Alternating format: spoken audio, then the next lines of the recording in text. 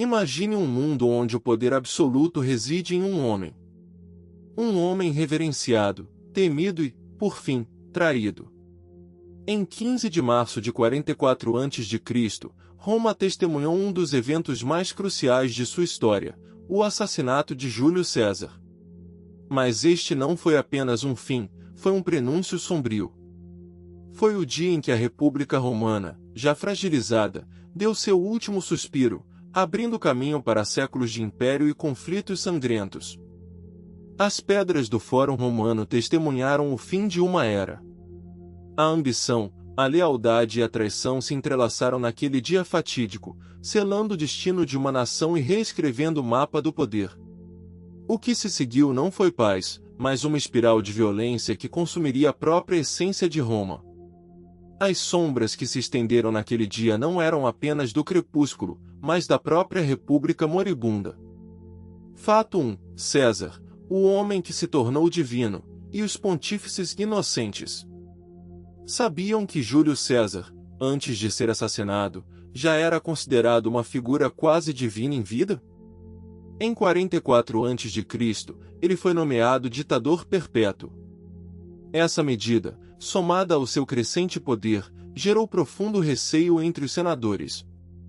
A religião romana tinha um colégio de pontífices, líderes religiosos que zelavam pela observância dos rituais. Curiosamente, muitos dos senadores que conspiraram contra César, incluindo Bruto, eram eles próprios pontífices. Imagine a ironia: aqueles que deveriam guiar a sociedade com sabedoria e tradição, eram os mesmos que planejavam um ato tão drástico, alegando salvar a República, mas agindo contra seus próprios preceitos de ordem e respeito. Talvez em seus corações, a crença de que estavam agindo por um bem maior era mais forte que qualquer dogma.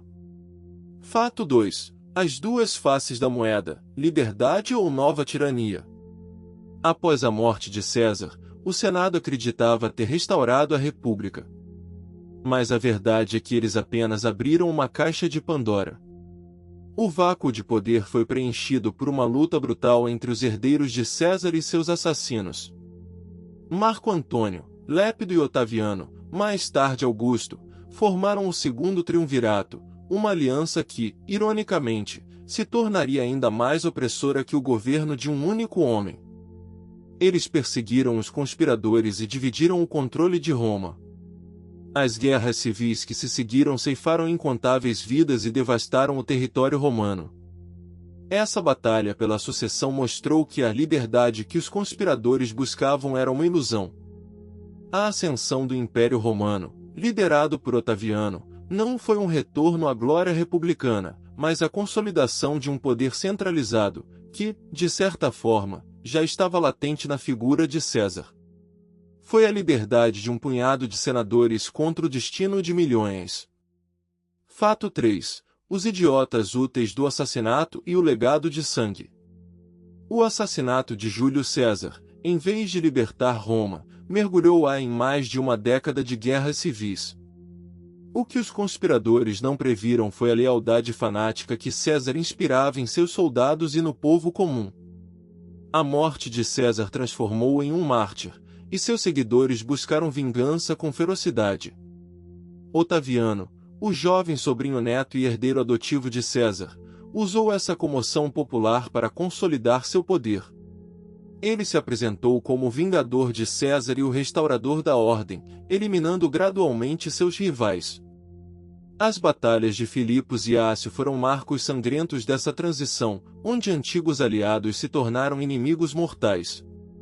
Os libertadores da República acabaram sendo os catalisadores para o fim dela. Foi um ciclo de violência onde a ambição de alguns poucos semeou a destruição para muitos. O caminho para o Império foi pavimentado com as ruínas da República e o sangue de incontáveis romanos.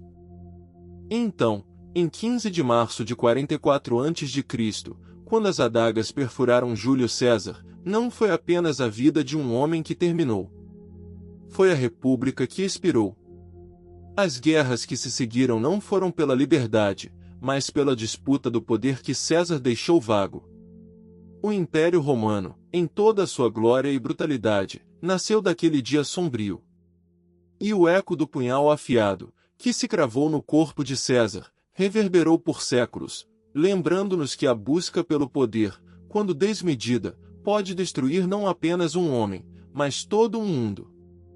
A República morreu em um banho de sangue, e o Império nasceu de suas cinzas. A história de Roma é uma eterna lição sobre os perigos da ambição descontrolada e as consequências imprevisíveis de mudar o curso da história.